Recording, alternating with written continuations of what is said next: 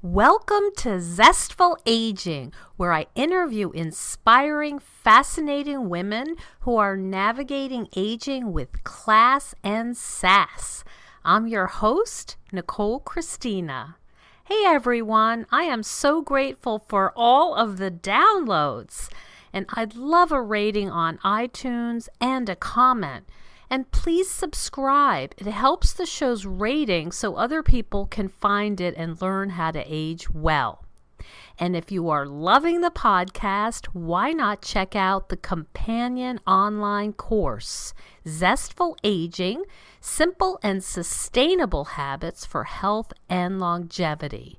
You can access it through my website, NicoleChristina.com/Zestful Aging.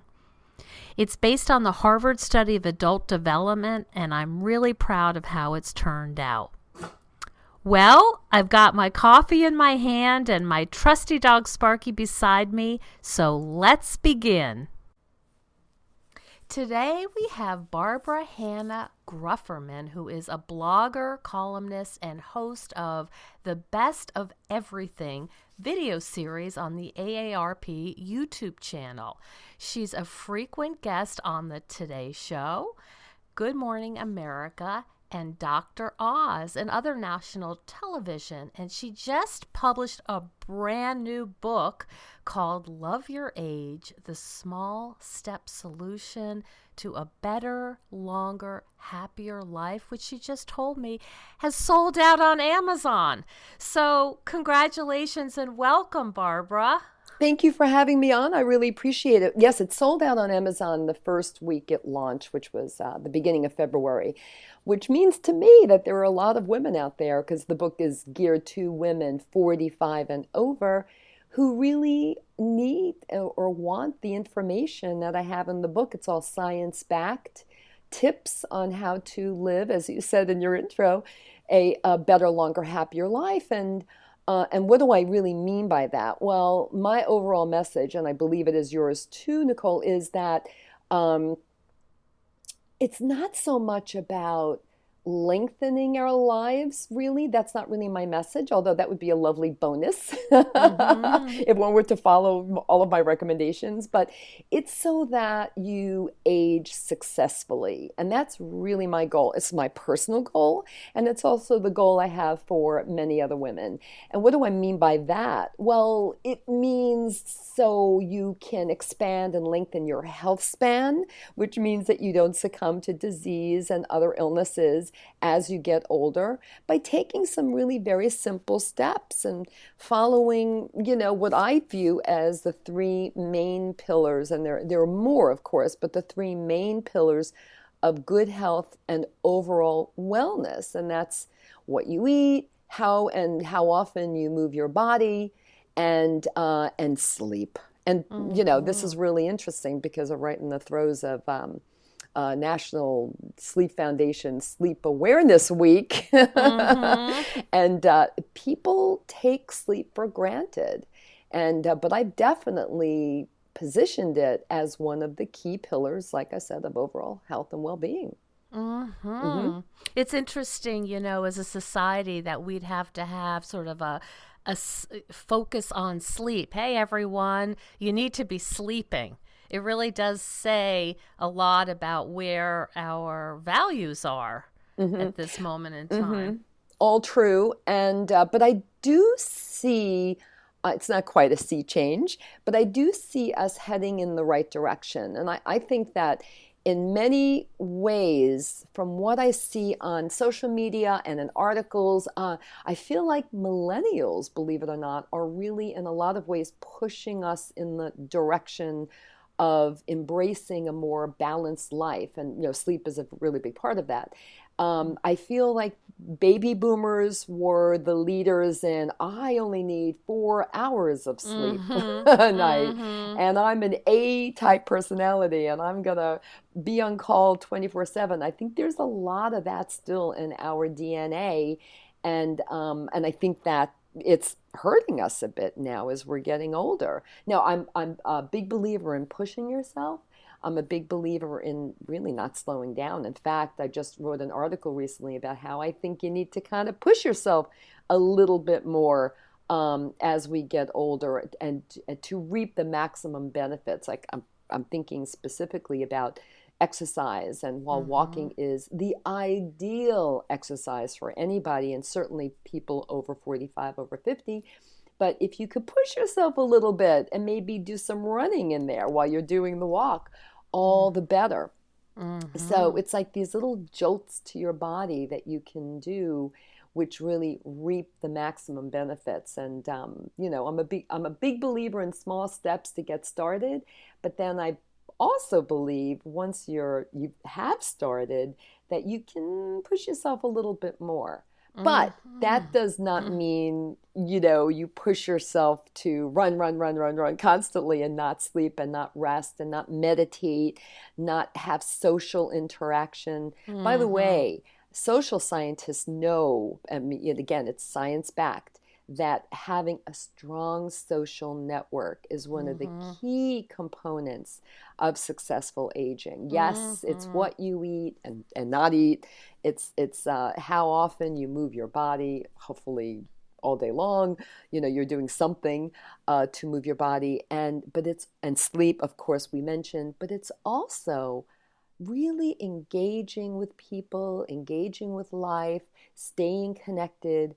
And women, lucky for us, Nicole, we do have a kind of I think it's a little bit easier for us historically to maintain and sustain these relationships through life than it is for men.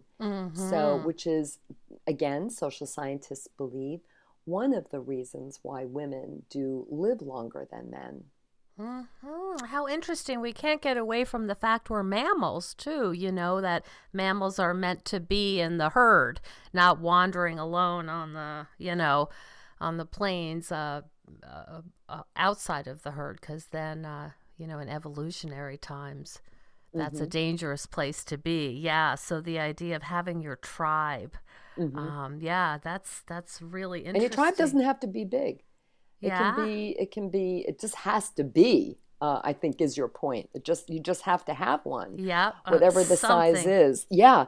And some affiliation. because one of the most important things I always like to point out to people and remind them, if they haven't already experienced it, is that life is a series of changes. We change, our bodies change, and I embrace that continuously. I always reassess my body. How do I feel? How's my weight? How's my waistline? How's how do I look? How's my skin color? It's a reassessment that I do periodically, and sometimes in conjunction or in partnership with my doctor when I have my annual physical, like how, give me all these health checks. How am I doing?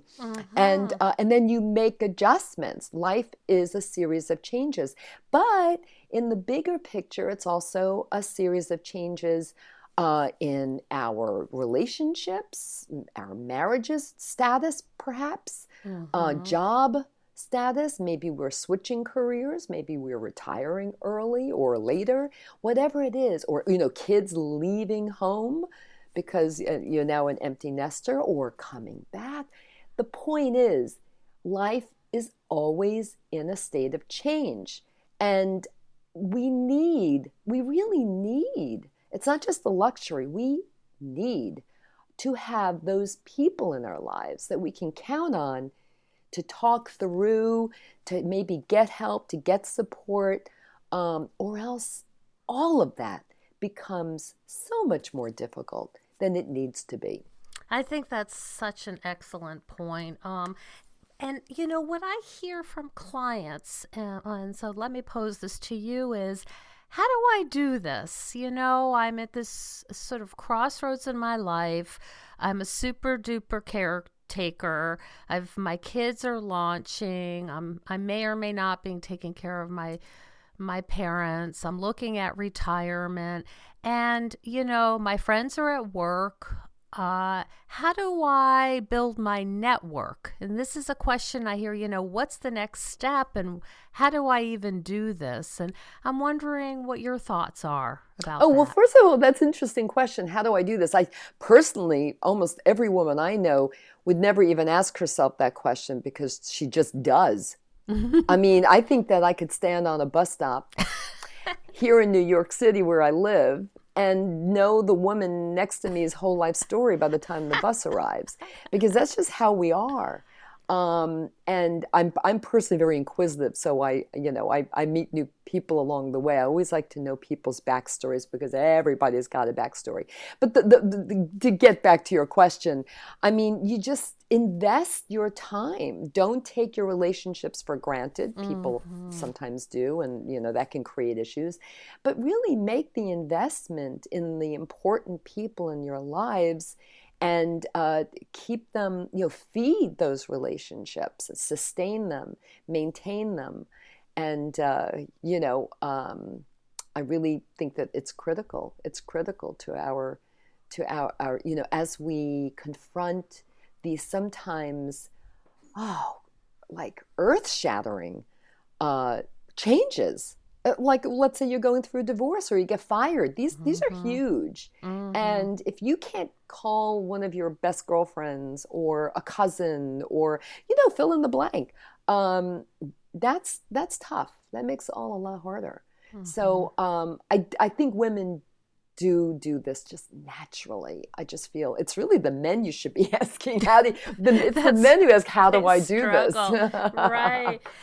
What's the most challenging for you, Barbara, as you've aged and you know this material so well? Um, and I'm wondering that there's as you said, it's so easy for you to talk to people and to get to know their backstory. Is there one of these steps that is a little bit more challenging for you? Well, I feel I'm every woman. I really, really do. And in fact, I know it. I don't have any outstandingly different challenges than anybody else has. Like, and you mentioned quite a few already. For example, I am part of that sandwich generation. I do have an aging mother who I have two youngish kids, meaning one is 23, one's 20. They're both still in college.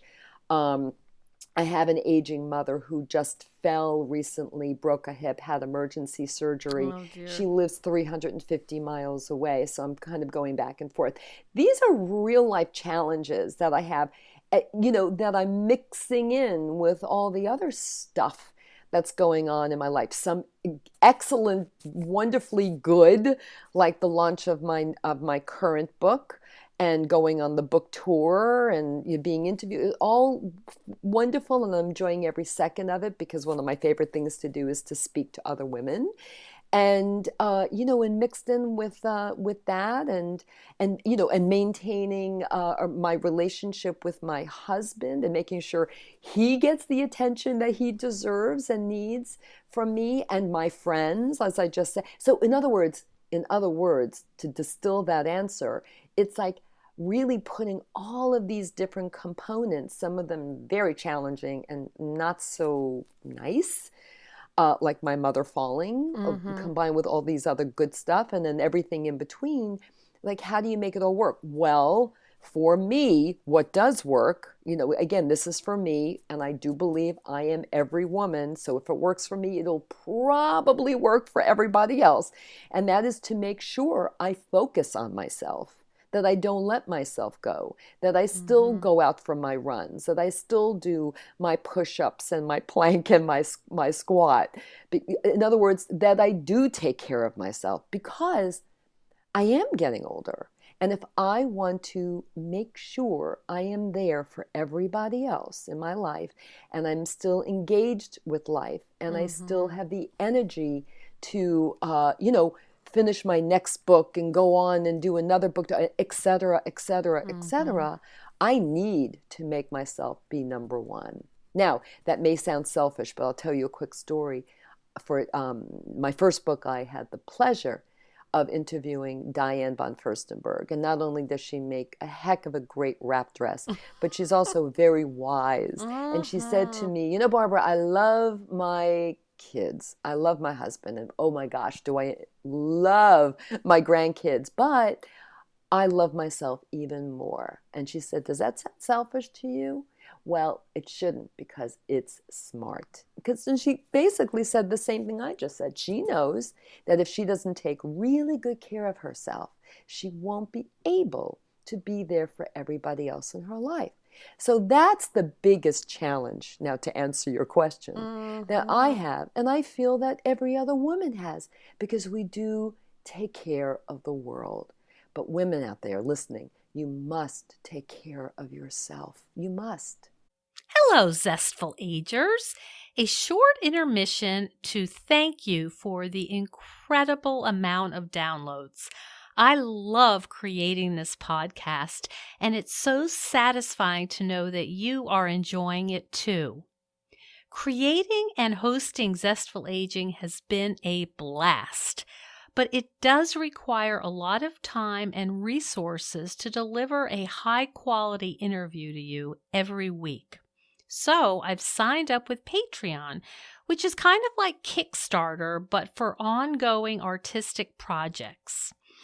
Unlike Kickstarter, the donations are recurrent and the amount is usually smaller.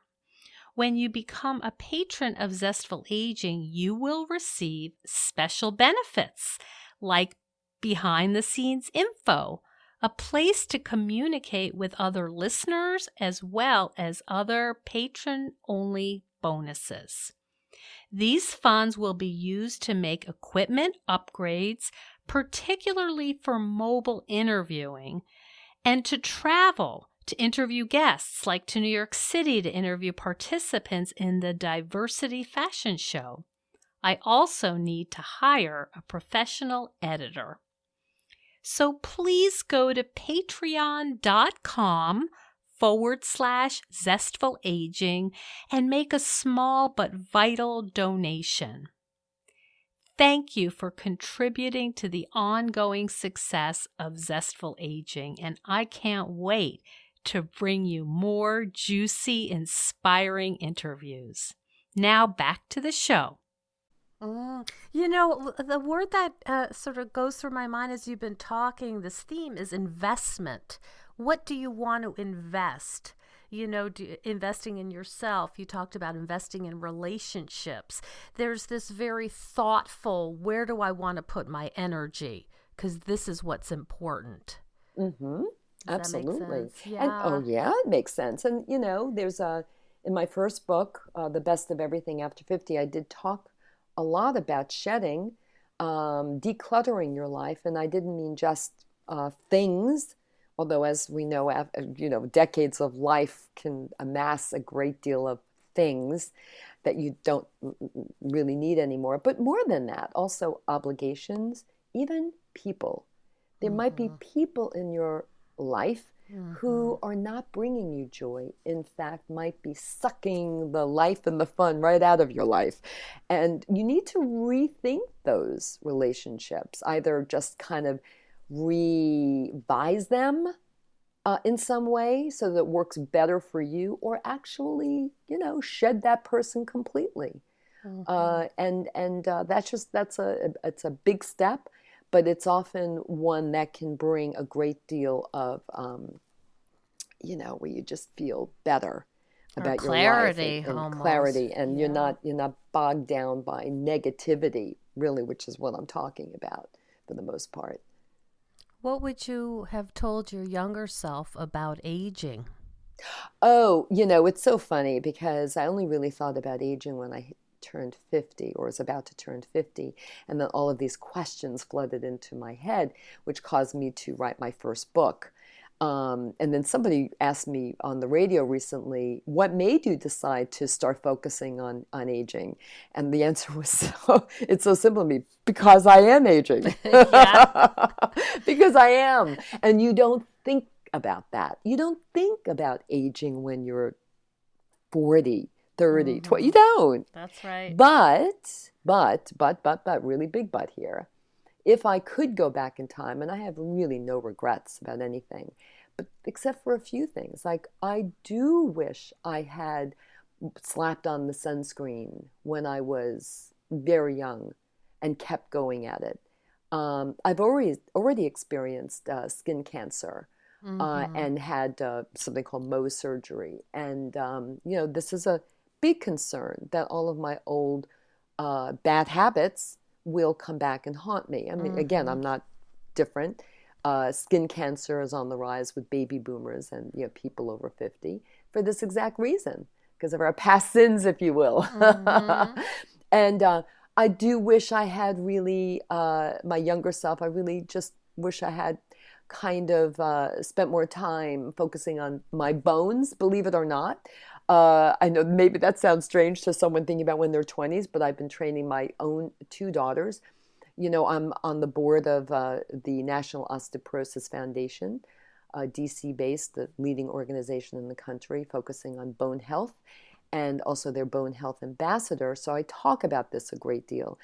Our bones peak in our 20s, meaning they're at their strongest in our 20s. And then after Mm-hmm. that, they start to kind of get weaker and thinner with each passing year, quite frankly. And then after 40, even it becomes more rapid. Well, then after menopause, it becomes very rapid. And that's Mm-hmm. when we start to become very, higher risk, at higher risk for osteoporosis or certainly bone loss. So the point of that is that I have, really convinced my girls, my daughters, to start thinking about that and do strength training exercises and the like. And I feel that Mm-hmm. had I done that, had someone told me, or had I focused on that at a much Mm-hmm. younger age, then by the time I had hit 50 and had my first DEXA bone test, that I wouldn't have seen bone loss, Mm-hmm. Mm-hmm. which I did.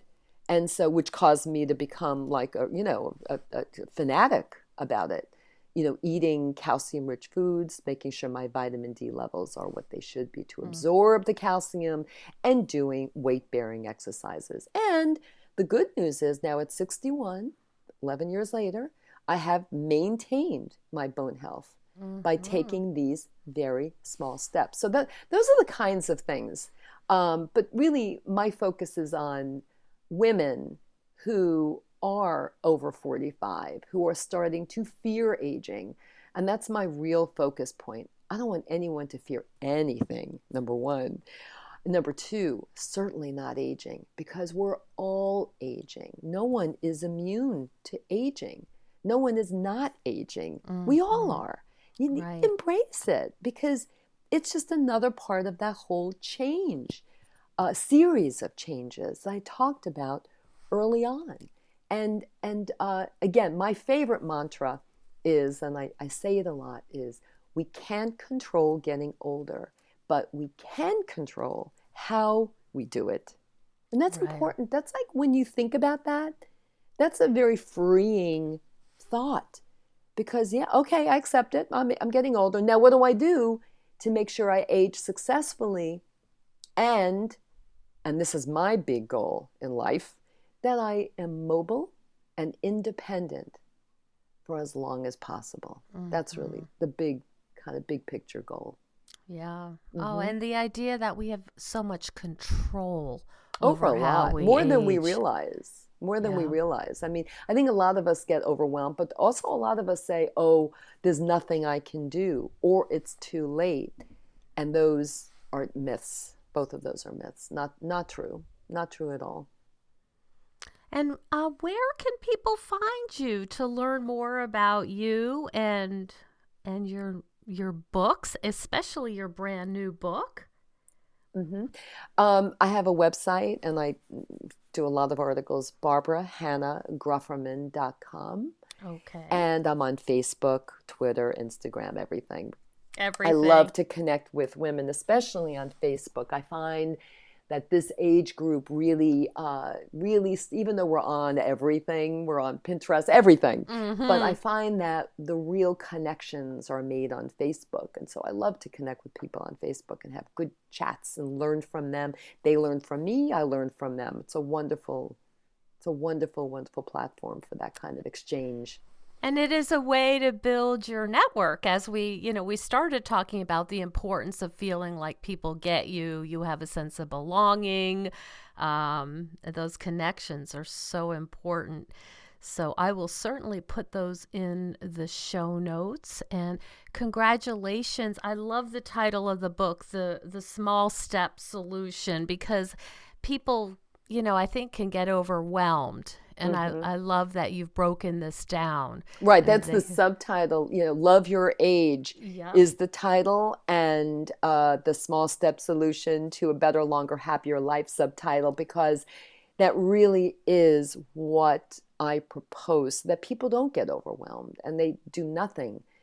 Instead of exercise, for example, that can turn people off thinking, oh no, I have to go to a gym or I have to have a traditional exercise program in place. But no, just moving, standing, on the phone instead of sitting, walk around.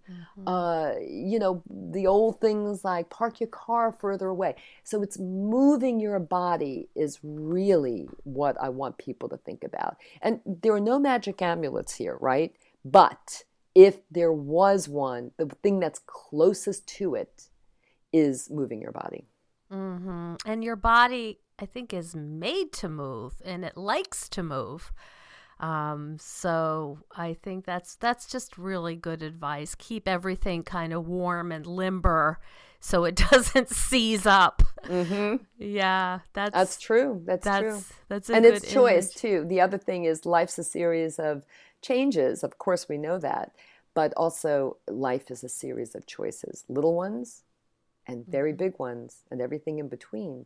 And if you view life that way, then you can start saying, well, okay, well, do I go for that walk or run this morning, or do I hit the snooze button again? It's a choice. Yeah. And then you should start thinking about which one is going to make me feel good right away and also, benefit me for the long haul. Yeah, I think it's a really good way to think about it. Again, I just this word investment keeps coming up for me. Am I investing in my health or just the next few minutes of pleasure? Yeah, and it really makes a difference. What we do now, I think you're saying, and it will play out in later years. With the sunscreen example. Yes.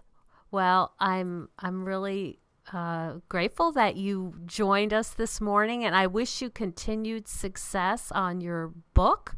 Thank you so much. Very, very important, and people are really wanting to hear this information. That's the feedback I'm getting. And so I appreciate you joining us, and we'll look for your book, and I will definitely send folks over to you, and I'll look forward to seeing what else you do in your next project. Thank you so much, Nicole. I really appreciate your inviting me to be on your podcast. It was great. Okay. Take care. Thank you. Bye-bye. Bye-bye. Thank you so much for joining us on Zestful Aging. I love to hear from my listeners, so send me an email at NicoleChristina.com and tell me what you'd like to hear more about. I would also greatly appreciate if you could hop on iTunes and rate the show. Ratings help other people find the podcast so I can share all these good, juicy interviews with others. I would also invite you to become a patron of the Zestful Aging podcast. Hop on over to patreon.com/Zestful Aging and consider making a small donation. You will be eligible for insider-only goodies and behind-the-scenes information, and it'll help you feel good knowing that you're contributing to the Zestful Aging podcast. I'll look forward to sharing more juicy interviews next week on Zestful Aging.